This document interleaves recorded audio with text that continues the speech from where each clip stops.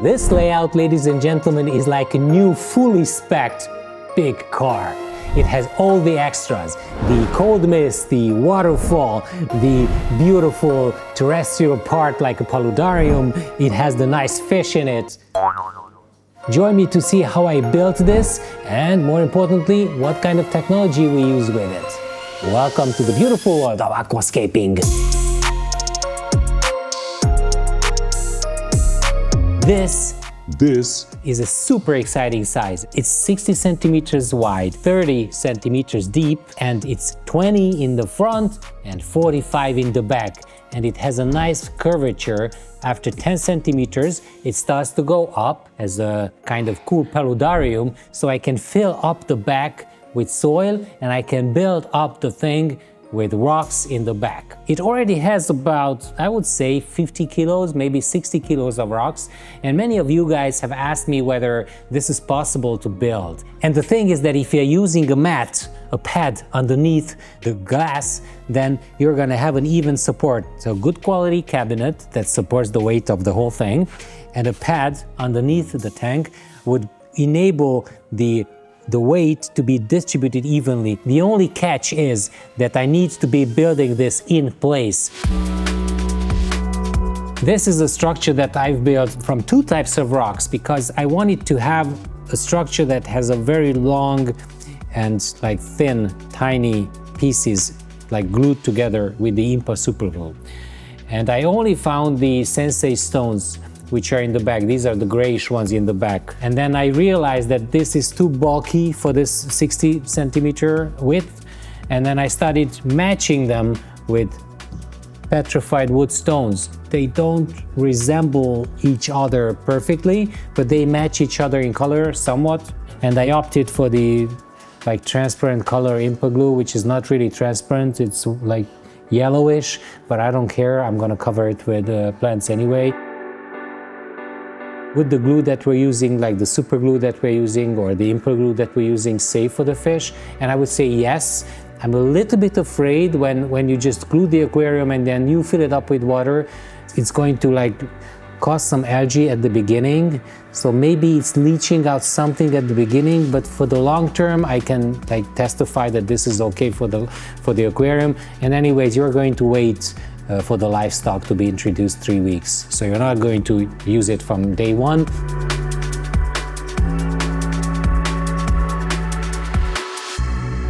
Another proof that this works in large quantities is the 240-liter aquarium that we have. As I'm building a paludarium, I'm using the usual combination of a waterfall, and for the waterfall I would need a pump. And what kind of pump you can use? You can use a submersible pump, which is also problematic in an aquarium like this because you don't have enough space. So I wanted to use a pump that can be used outside, and I opted for the EHEIM Compact On 2100. The only catch is that this pump is a little bit strong for a waterfall. First of all, I'm going to restrict the flow with an adapter, and then I'm going to put a simple tap, a normal tap, not the double tap from EHEIM, on the pressure side of this pump. We need to take the water out somehow, and I'm using the EHEIM intake hose, and then hang it on these two little openings. And I still have more space for the hoses to come in and out, because the second thing that I'm going to do, I'm going to have a Trixie fogger, which will make some cold mist. This is the hose that the cold mist is going to come out from. I can distribute these into 3 parts because I want to have cold mist coming out of different spots in the aquarium. So what I'm going to do is I'm going to introduce this here. We are using an EHEIM classic filter, and it's not the regular classic filter, it is the new digital classicVARIO filter, but I will talk about this filter later in the video. We have these inspirational photos that I started with, but then, as with all inspiration, in my case at least, and you're gonna probably see that it's true for you, when you start working and when you start assembling the layout, you're gonna just deviate from what you want to do, and the hardscape itself and your ideas will take over. Rocks I have some rocks here that I'm going to probably use as details in the foreground, in the background. So right now this is 2 pieces, right? This is like a 7-piece structure. This is an 8-piece structure, 3 of which are sensei stones, 5 petrified wood stone, also glued together. This is one of the most beautiful things about aquascaping. You can actually, create something, let your creative inspiration drive you. But I'm doing this hobby right now to finish the hardscape instead of talking. So without further ado, while I start working.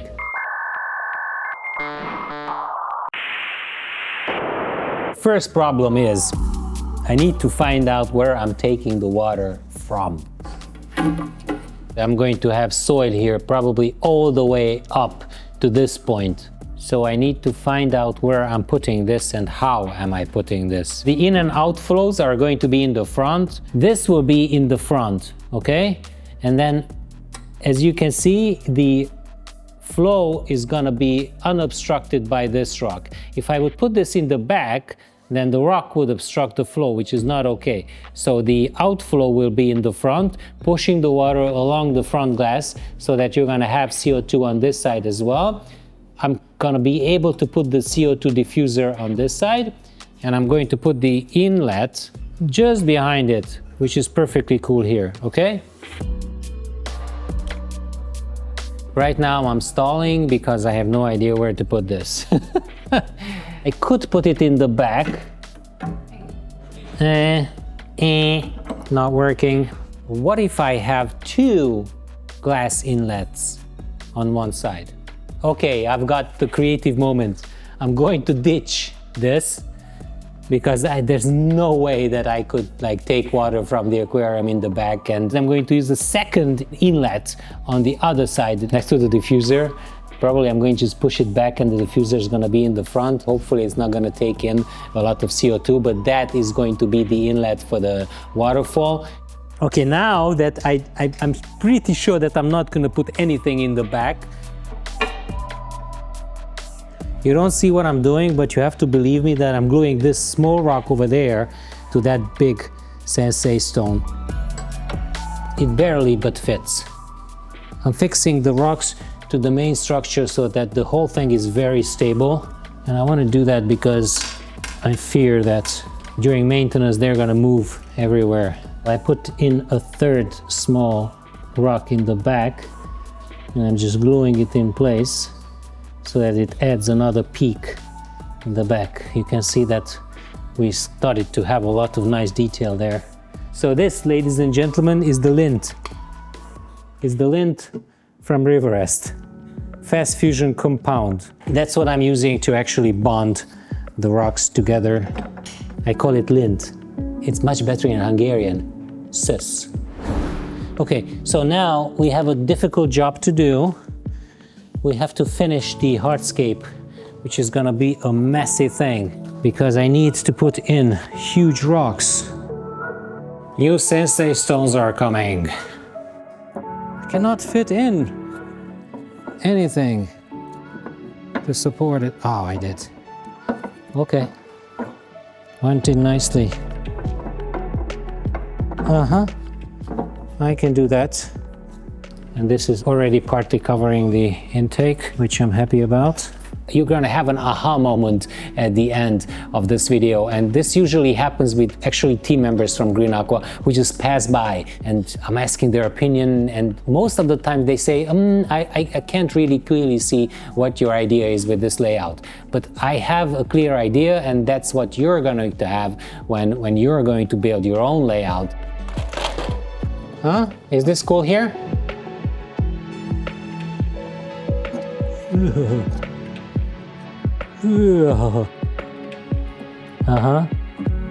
That's gonna be very sketchy. Okay, so this has to stay there, please. And oh, before I forget, the pump. This is a submersible pump in this version. It has one output at the top where the EHEIM logo is, and one input where you can see actually the axis of the impeller. Take one adapter, and then I take this part off. There are two bolts on two sides, and what I need to do is, don't be afraid, this is something that you can do, is you take the screwdriver and then you loosen these bolts, one part on one side, don't lose the bolt, and then you take off the other side as well, and then you can, take this off completely, revealing the impeller, and you lose this. And instead of that, you're going to use the other part. There's a cap that comes in the box, and then you take the cap, then you have a second adapter, hand tighten it, and then you have this pump ready to be used outside the water. This is a terrestrial plant. The Latin name is, say it with me, Soleirolia soleiroli. I'm going to put it right there, and this is how the top will look like. If you have more, you can give them to me, because I want to plant and introduce the rocks at the same time at the top. Then I can see better how this whole structure progresses. This looks like a little bit like a Monte Carlo. Fine filter mesh coming up. The problem is that this is going to be so visible. We need a long one that can live in between these two. Not longer than 10 centimeters, but it needs to be very thin, very, very thin. Let's put in another rock. If the hose comes in through here, all the way here, and then somehow I need to turn it, we need to make a waterfall that falls down on this rock. And in order to do that, we need to bring in the hose directly. So this one is not okay here. Good thing I could take it out and bring this directly in here. Da-da-da-da, Japanese pull saw.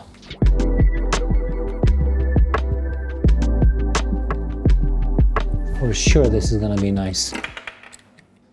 And it's gone. I got it. Let's connect to this. If this guy is okay here, then I can just glue it onto the rock as it is. Cover it with some plants, cover it with some rocks. What I want to do is I want to test it. Yeah, so the thing is that I am not at all going from one step to another. I need to stop, test the waterfall, and then continue gluing the rocks, and then I need to introduce the plants, because the harmony between the waterfall, the plants, and the rocks is very important. There's no way that I can finish the hardscape and then start to plan everything else. No. See, this is why you test it. It's just not okay. I like how it goes, except it was too strong. We could restrict it to just fall down on that rock. So now we have to cover it with rocks.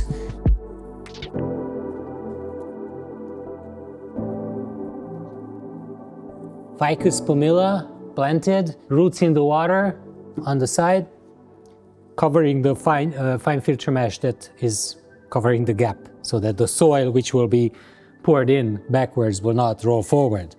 Peperonia, just a small part growing out from under the water, covering this crack right here. The inlet of the waterfall is covered. You don't see anything because this rock is exactly on top of it. It does not clog it, but it leaves a small opening so that the water is forced to drip down. Okay, so let's pour in the soil. And that is behind it.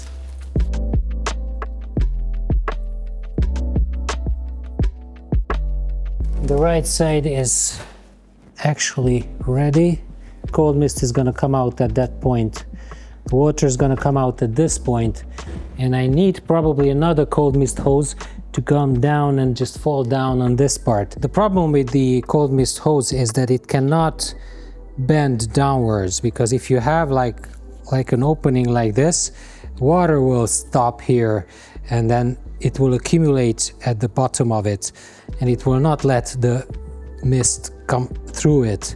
So what I need to do is to make sure that I'm always making it possible for the water to just drip down. So this rock at the top looks like a continuation of this big rock over here. You can actually have almost a straight line, which is really good. Now the third hose carrying the cold mist will come to the other side and it will actually be somewhere here. And now that they're in, we need to kind of seal this. I will strengthen it with duct tape so that it doesn't come out from the outside.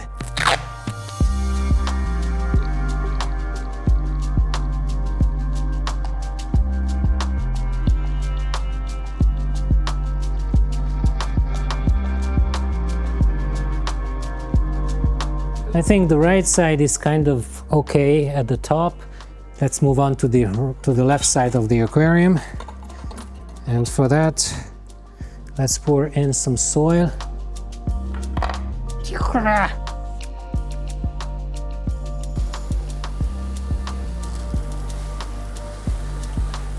So the issue is I need something to continue the line there. So this is done, and we need like a big finishing cliff. Okay, so now all we have to do is the last big one of these guys. Where should I put the mist? Now you don't know which one is the cold mist and which one is the gloom mist. This part is kind of ready, or I could put it here. Yeah, I could put it there. We need to separate these two. The more patches we have, the more beautiful it will look. I'm super tired. I spent the last 20 hours building, gluing, planting, gluing, building, planning, shooting, talking. But it's a good thing because I really like the end result. Except it's not finished. We're missing plants here. Asparagus it is. So I took this asparagus and I took a 500 milliliter bag of Purigen from Green Aqua, and I put it in so that the soil does not do anything, and it conveniently has this zip tie that you can actually apply on top. And then the asparagus lives in there, so I don't need the big ones. This asparagus, the rest is nice. And this added a little bit of detail, and I need to actually hide the bottom of it with rocks. It looks intriguing. The top part is ready for sure, except the light. Let's put in some Colorado sand now.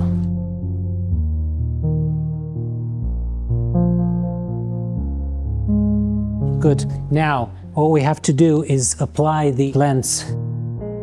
Let's start with Monte Carlo. So I am actually planting the underwater plants right now. I'm trying to use similar plants like the plants above the water. So I planted the Hemianthus cuba, which is the smaller leaved foreground plant. I didn't plant it, I actually glued it onto the rocks. And then I'm also gluing Monte Carlo. These guys are not really epiphyte plants, but we found that they can actually thrive and survive under these conditions. I would say it's a 50-50, but we fertilize it with the Green Aqua Balance fertilizers, which provide enough nutrients for the plants. Right now, I've got the Bucephalandras and the Anubias mini coins, and I'm just, trying to put them here and there. So the last batch of mini coins will come in here to actually hide this crack. Let's see how this beauty looks like in 5 weeks.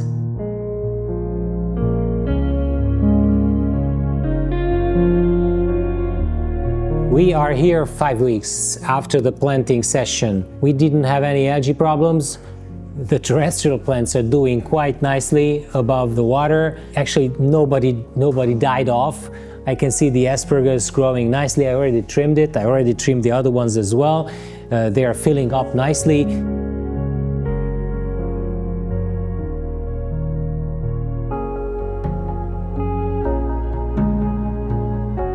No algae issues inside the water. All the plants are super healthy inside the water, so I can say that the technology that is supporting this aquarium is doing its job perfectly, because there's not much water in this tank actually. There's about like 30 liters of water in here, and having the new classic digital filter next to it is really helping. The filter volume is really helping to decompose the harmful ammonia and converting it into nitrates. Another good thing about the filter that we are using is that the impeller speed can be adjusted. So you don't have to have external taps to restrict the flow, but you can actually restrict the flow by a flick of a button on your smartphone. You can adjust like a stable flow rate for the volume of the water that you have inside the aquarium, which is quite a positive thing about these filters. And obviously it will tell you when it clogs, so the maintenance sessions can be scheduled accordingly.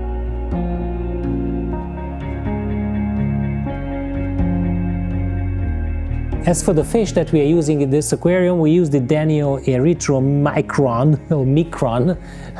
I never know how to pronounce the Latin names in English properly. The thing is that they're like a little bit shy, so we should have used some pulling fish to take them out. But I quite like the fact that when you look into the aquarium, you usually just see the small Corydoras swimming around, and mostly at the bottom, but the dwarf Cory that we're using are known to also swim in the water column and not stay down as most of the other Corydoras would do. But the Danio are living in the back, in the middle. So if you look into the scape, you can actually see that they're like complementing this whole layout by just staying in that crevice in between the two main pieces of rock. I quite like that. So this is the layout. It's a big favorite for many visitors and many Green Aqua team members. I hope that you guys also like it. Don't forget that if you're a channel member, you can watch the videos starting from Mondays and you don't have to wait until Thursday when the video is released. Thanks for the support.